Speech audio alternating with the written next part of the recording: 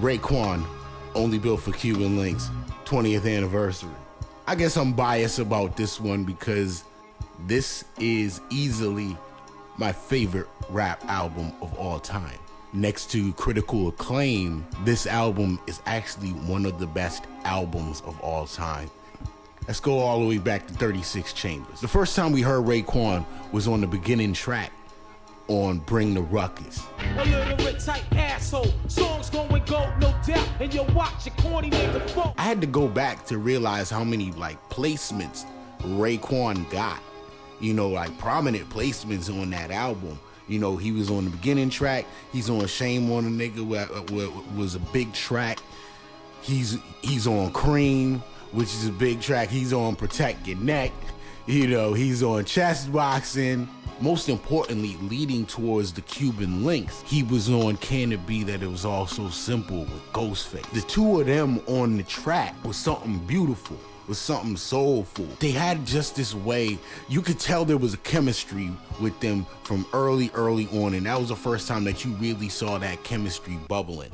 Yeah, my pops was a fiend since 16, shooting that's that shit in his bloodstream. On that track is when the world got to taste the two of them together going back and forth and what their style really was. And when it comes to Ray, particularly back then when he was a bit rougher on tracks, he was real brolic with it. He was really street. He was really, you know, Knowledge 120, Gods and Earths, and he could tell a story. They say the Wu stands for several things. One of them is witty, unpredictable. And when it comes to how Raekwon raps, that's one of the things that makes him so popular. Every line, every 2 lines, every 4 lines, Raekwon could be weaving a narrative, but it goes off in splinter directions, and then you gotta take it all back together as a listener and then build your interpretation on it. After that came out, you had the Method Man album, and there was definitely Meth vs. Chef, which again gave him a prominent placement for people to start listening to him and feeling his flow.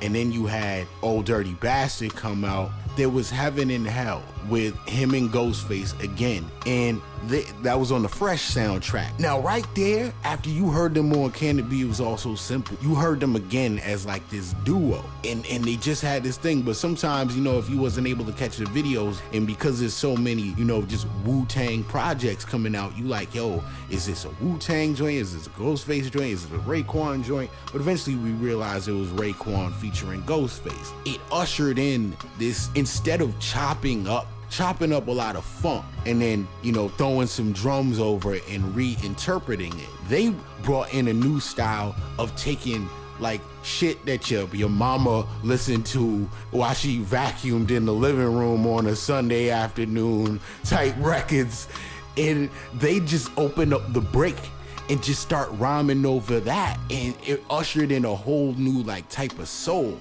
It's like late June 95. I heard this record.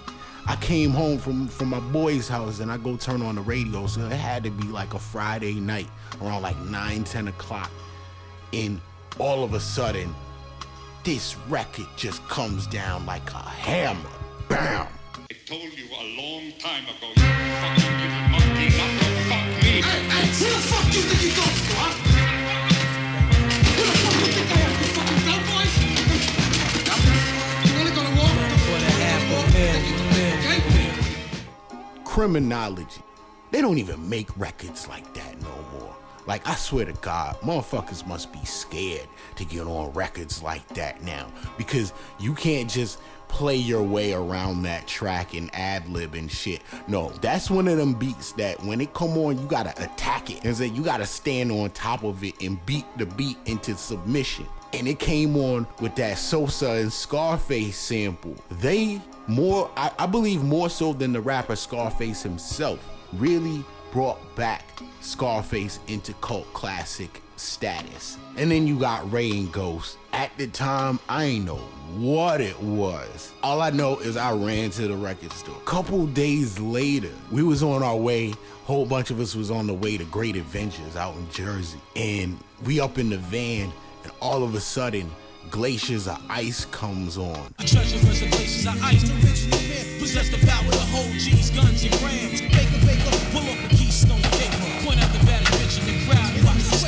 Man, like, talk about some shit that's what you rock up in the van, man. And all of a sudden, I'm hearing Glaciers of Ice. And it's funny, that same day, you know, my boy Leonard will remember, we met Method Man and Inspector Deck at Great Adventures. And I'm like, man. After that, I was just sitting there waiting all summer. If any of y'all remember Strawberries, Records and Tapes, you know what I'm saying, and Record Express, I was the dude who was coming week after week after week. Like, yo, is that Raekwon shit out? Is that Raekwon shit out? Is that Raekwon shit out? Like, I knew I wanted it because more than anything else that had dropped, there was just something about that music that was just touching.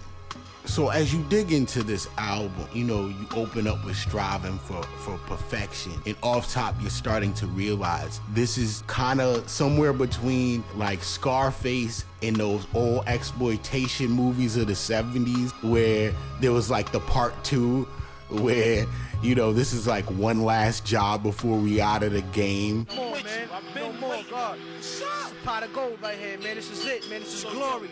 The first thing we gotta do, man, is just know what we gonna do with this cream when we get it, man. Right. I'm not trying to just be sitting on motherfucking 200 thou and acting like I'm gonna just be a drug dealer all my life, son. I got bigger and better plans, son. And the bass drops in on Knuckleheads, and we get into some street shit. So, yo, matter of fact, my head is made out of fucking fire. This ain't even enough cream right here. This ain't even. We gonna shoot right over there, and yo, them niggas got the big cream over there. Just chill.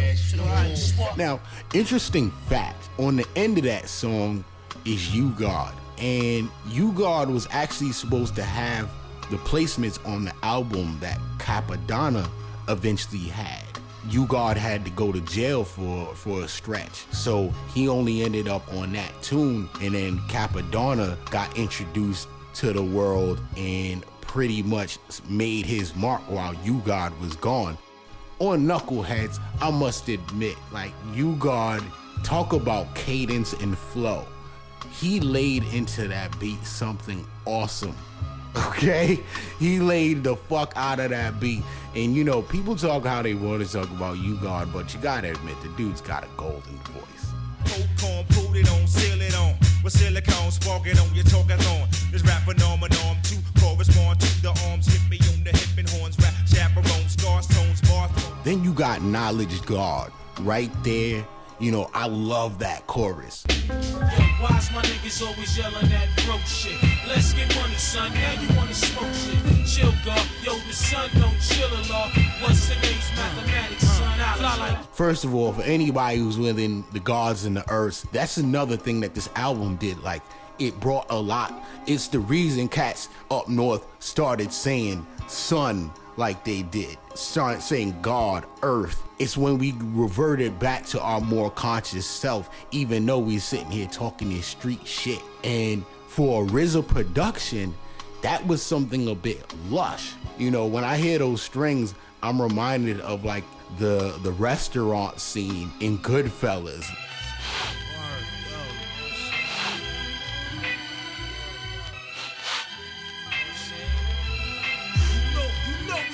Incarcerated Scarfaces was the B-side to Ice Cream. That was that shit that, you know, it brought in, that was that type of music you ran the streets with. And particularly when I say every line, every 2 lines, every 4 lines, Raekwon's flow and his words will go in several directions, and you just gotta piece them together. Morphine chicks be burning like chlorine. Niggas recognize from here to Baltimore to Fort Green. But hold up, my reputation like thrower. My mom roller, drip to death, whips rolled up. That's a hood classic right there. Rainy Days. This is another feature of this album. There's a lot of stuff on here from the movie The Killer. We're not supposed to trust anyone in our profession anyway. Rainy Days is essentially Ray and Ghost trying to explain to those young women that have like boyfriends that are in the game or whatever, like, you know, I know that you were alone a lot and everything, but your man's out here trying to make it happen. But it was something you lay back to and just appreciate the rhyming. I have a high affinity for Guillotine too, because that guitar lick that originally shows up on Method Man's album got flipped into a whole just head knocker. And you got various members of the Wu just coming in, just beating the shit out of the track, man. Like, talk about potent rhymesmithing 101. You know, these dudes went in here and killed it. You 14-karat gold slum computer wizard, tapping inside my rap vein causes blizzards. The wildlife that kills for ice tripe like by the digits. Gorillas injected with strength for 80 midgets. And then allowed a position to leg in for the remix of Can It All Be So Simple. And the thing about Can It Be is all so simple is like the first one was a hell of a track. The first one was a single, and they still found a way to flip it again, and it was just as potent, if not more potent, but updated to fit a slot in this album. Kind of like Scarface. You know, if you were there in the VHS era, Scarface came in 2 tapes. Shark Niggas was kind of like that midpoint between them dudes just trying to get out of the game and make something happen, all the way up to, alright, we making it fucking happen. But there's something poignant just about this interlude, which is another thing about this album. The interludes are just as important and as potent to telling the story and the narrative as the songs themselves. These interludes are fucking famous, okay? Ghost went on the rant, and he's just telling motherfuckers, because back then you had to be original. Motherfuckers would come see you if you was on some biting shit. And motherfuckers had a reputation of throwing motherfuckers off stages. I'm gonna meet you by the backstage door. I don't want niggas sound like me on no album. You know what I'm saying? For real, because I'm approaching niggas, man. For real, man. I don't want nobody sound like me, man. For real, son. You know, bad enough, nigga. I don't want nobody sound like nobody from my clan, man. Keep it real, get your own shit, man, and be original. And I think that a lot of cats these days need to fucking hear that. When you get to Ice Water, which is a bit of a double entendre for those that cook coke. That's the first time that we really hear Capadonna. But the ill thing about Capadonna is, like, he'd been around before the Wu was, and he was highly respected amongst the Wu-Tang affiliates. Yo, the first branch, the third leaf, whoever wanted got beef. I politic, show love, crush those who dare creep into my realm of sunshine. I praise divine, fine line between dawn of dumb, deaf and blind. Verbal intercourse. Nas opened this track up, and Nas was the only non-Wu affiliate that ended up on this album. If you listen to Nas albums, if you listen to Mobb Deep, them and Raekwon had a good relationship with each other. And, you know, in the early days, they used to hang out a lot with each other. And a lot of people will say, like, this is one of the greatest Nas appearances ever on a cameo. Through the lights, cameras in action, glamour, glitters and gold. I unfold the scroll, plant seeds the stampede the glow when I'm deceased. But in the beast, arise like yeast to conquer peace, leaving savages to roam in the street. They all went in. Nas did his thing, and all of a sudden the third verse comes in, and Ghostface runs on a tangent, and Ghost just goes off on this just straight fucking jail talk on some real shit. High-class cooks, throw on vests at a phone book. Infirmary niggas are screaming, I got shook. Sharpen toothbrushes, 190 mixed with baby oil and shit. Your man's in the kitchen stashing ice picks. But again, there's just something about how these dudes make songs where it can go on tangents, verse to verse, line to line, but when you put it all together, it just makes so much fucking sense. Spot rushes. This was just something that was just in the mix of the album, but for me personally, I love this song right here. If you ever watched like an action flick, at some point shit heats up, we need to come make a statement. We need to come bust in on some motherfuckers, smack them up, and let them know what time it is. And we gotta talk about storytellers real quick. There's Slick Rick, there's Schoolie D, there's Nas, there's Guru, there's Biggie Smalls. The thing about Ray and Ghost which is another thing about like their synergy, is that when these dudes get ready to tell a story, man, just close your eyes, because they're gonna tell you every minute detail. What color was the car? How many crystals was in the chandelier? What were they drinking? Did they have a Tibetan rug, or was it a shag carpet? In spot rushes, it was like you were watching a camera pan through a scene. He's not lying, wait for the millennia green to pull up. He got the Donna Karen shit on 2 rings, 6 carats a piece plus the chain swing. Like anchors on ships flooded with all diamond chips, back pockets, 2 clips, 4/5 with rubber grips laying. Ice Cream is like Pretty Tony and Lex Diamonds featuring Cappuccino.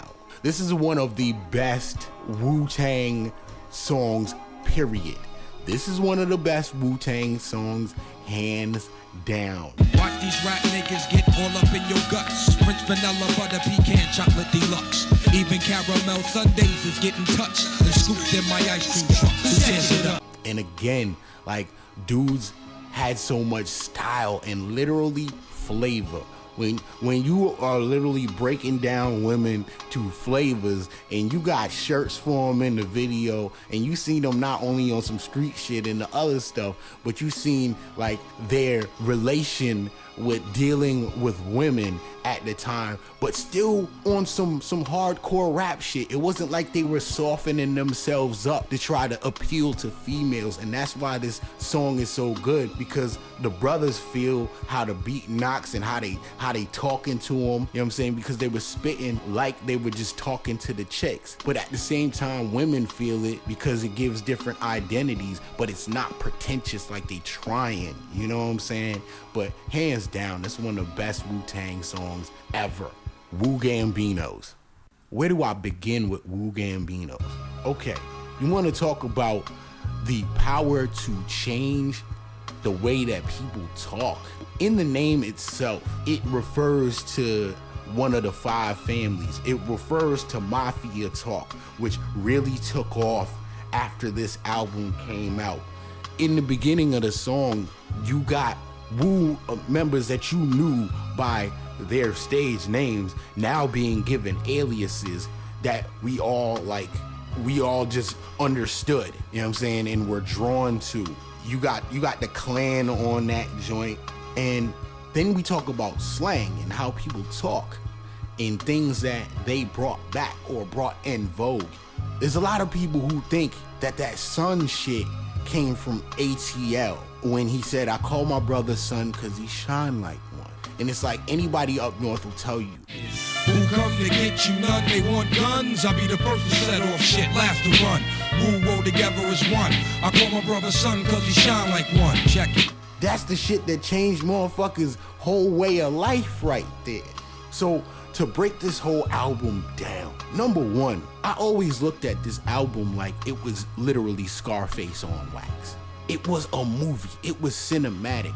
Everything, the songs and them interludes, when you put them together, it took you on a ride without you having to see any of it. This album changed the way we speak and brought more respectful tones back to the way we were speaking to each other. That's my God, that's my earth, that's my moon.